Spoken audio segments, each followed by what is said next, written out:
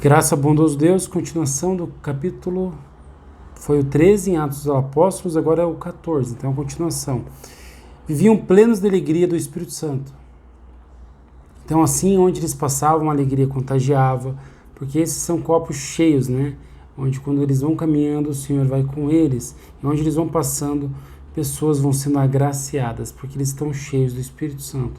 E Deus então testifica do Filho, e a palavra com poder é exortada.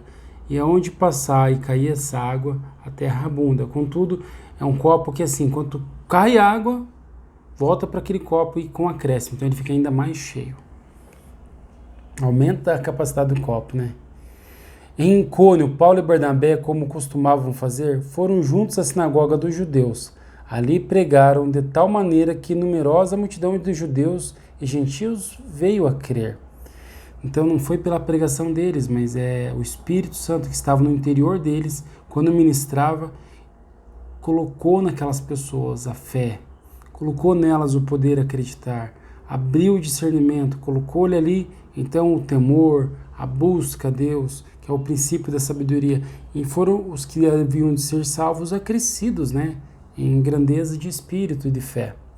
Mas os judeus que preferiram continuar descrentes instigaram os gentios e eles irritaram os ânimos contra os irmãos. Paulo e Barnabé passaram muito tempo ali, pregando corajosamente acerca do Senhor, que confiava a palavra da sua graça, concedendo que, por meio das mãos deles, fossem realizados sinais miraculosos e prodígios. Todavia, concedendo que pela mão deles fosse feito, não era eles quem fazia, mas Jesus de Nazaré, por eles. Então são escolhidos, eleitos, pessoas que foi permitido que fizesse também através deles, entende? Todavia quem faz é o Senhor. Eu não disse que todos que fazem por intermédio das mãos, fazem sinais e tudo mais são salvos, não. Mas estou dizendo que quem fez foi Jesus ali naquele momento. O Senhor é quem faz. Paulo e Barnabé passaram muito tempo ali, pregando corajosamente acerca do Senhor, que confiava a palavra da sua graça, concedendo que, por meio das mãos deles, fossem realizados sinais miraculosos e prodígios. Também o pregar da palavra era o Senhor pregando e usando eles, entende? Mas houve grande divisão entre o povo da cidade. Uns ficaram do lado dos judeus e outros dos apóstolos. Formou-se então uma conspiração de gentios e judeus com seus líderes a fim de desmoralizá-los e apedrejá-los. Ao tomarem conhecimento dessa trama, eles fugiram para a cidade de Licaônicas, de Listra e Derbe e suas vizinhanças, e ali seguiram pregando o evangelho.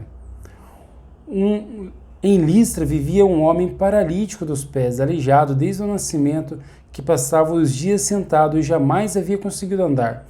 Ele estava ouvindo Paulo pregar, quando, fixando seus olhos nele e percebendo que o homem tinha fé para ser curado, Paulo ordenou-lhe em voz alta: "Apruma-te direito sobre os teus pés." O homem então deu um salto e começou a andar. Diante do que Paulo realizara, a multidão começou a gritar: "Os deuses desceram até nós e foram em forma de seres humanos." Parte eles acertaram, né? Mas é o Deus visível, o Deus unigênito, o Pai e o Filho. O Espírito Santo desceu e realizou sinais. E assim é a palavra. Então, bom é poder compreender e digerir, discernir da maneira correta, né? Da maneira do Deus verdadeiro, do Deus digno, porque vem do alto, é poderoso, é um Deus vívido, poderoso em salvar, poderoso em obras, das obras de Jesus, que tem os feitos e tem o testemunho.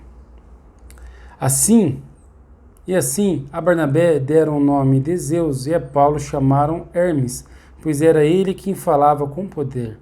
O sacerdote de Zeus, cujo templo fora construído na entrada da cidade, trouxe bois e coroas de flores para a porta da cidade, porque ele e a população desejavam oferecer-lhes sacrifício. Quando os apóstolos Barnabé e Paulo viram isso, rasgaram suas roupas e correram para o meio da população, exclamando: "Homens, por que fazeis isto? pois nós também somos humanos, da natureza semelhante à vossa, e vos temos anunciado o evangelho que vos afasteis dessas práticas inúteis e vos convertais ao Deus vivo, que fez o céu, a terra e o mar e tudo que neles existem. Então, a verdadeira palavra de Deus é para trazer maturação, confirmação de fé, compreender o eterno, discernir, digerir, e então na consciência, na mente da pessoa ter então o crescimento da verdade, entende? E quando tem-se então o crescimento da verdade, há o compreender, o enxergar, o olhar para cima e compreender a palavra de Deus, o ver a palavra, o discerni-la. Todavia, aqueles homens não conseguiam isso, porque a própria palavra não estava no coração deles, entende? Então é necessário que o Senhor, a mente seja preenchida pela consciência de Deus, a mente do homem esteja dentro da consciência de Deus, e haja então crescimento da consciência de Deus, e assim nos que são necessários, que Deus preparou para que fossem. Entende? E aí vão crescendo, e a consciência de Deus, eles vão tendo acesso. É como, sabe, nuvem de conhecimento de celular, que a pessoa guarda arquivos em nuvem? Pois é, a nuvem é Deus, que tem todo o conhecimento. E é dado a cada pessoa um tamanho dessa nuvem, né? Dessa consciência, dessa mente de Deus.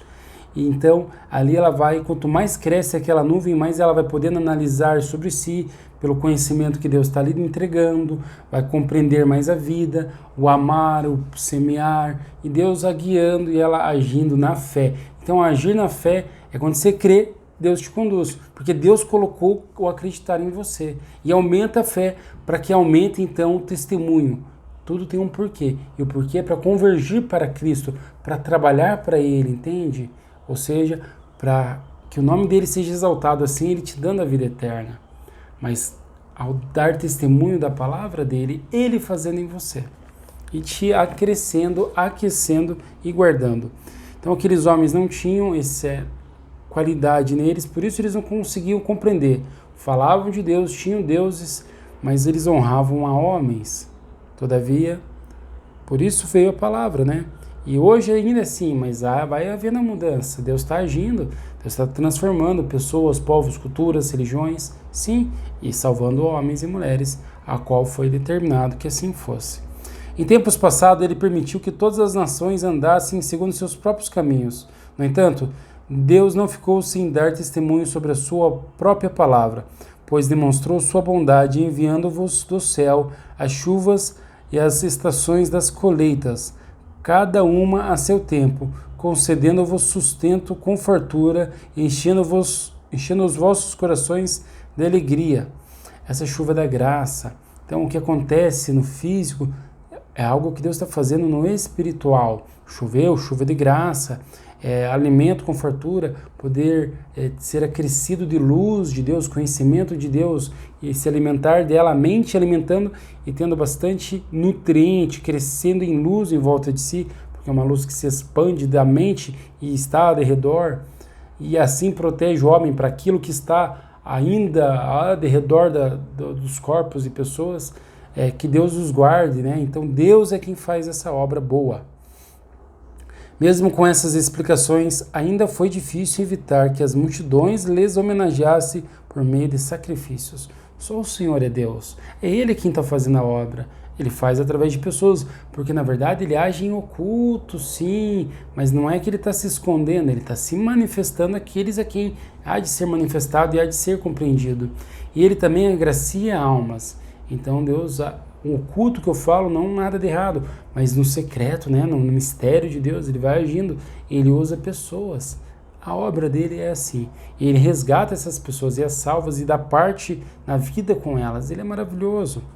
Chegaram, porém, alguns judeus da Antioquia e de Icônio e, tendo persuadido as multidões, apedrejaram Paulo e o arrastaram para fora da cidade, supondo que ele estivesse morto. Contudo, quando os discípulos se reuniram em volta de Paulo, este se levantou e voltou à cidade. No dia seguinte, Paulo partiu com Barnabé. é só o Senhor que trabalha. Para alguém aceitar Jesus, é só se o Senhor entrar naquela consciência, a palavra de Deus, a sabedoria do Altíssimo e o Pai que é a vida, e vivificar o ser, e acrescentar neles e crer, entende? Porque o costume de uma vida não é que a pessoa desaprende e aprende outro, não, ela é transformada, é nascida de novo. Então isso é o que Deus faz nos salvos. E havendo pregado as boas novas naquela cidade e feito muitos discípulos, voltaram para Listra, Icônio e Antioquia, renovando o ânimo dos discípulos e os encorajando a perseverar na fé, ensinando: é necessário que em meio a muitas aflições ingressemos no reino de Deus.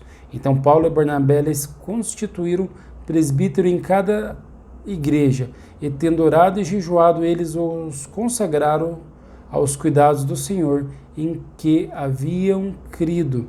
Atravessando a Prísidia, chegaram a Panfilha, e tendo pregado a palavra em Perge, desceram a Atalia. Dali navegaram para Antioquia, onde tinham sido colocados sob a proteção da graça de Deus, a fim de desempenharem a missão que agora haviam concluído.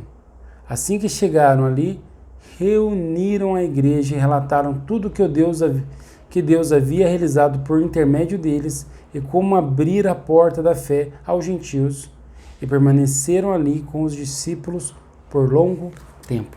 Graças a Deus, que assim seja também em sua vida. Que Deus te acrescente de fé, que te dê uma missão onde você tenha grandeza, possa enriquecer-se. Deus te enriquecendo, é claro, porque é impossível ao homem, mas Deus enriquecer a tua alma, e que você trabalhando nele produza bons frutos e tenha bastante sabedoria e vida, uma missão, riqueza sem fim. Graças a Deus, amém.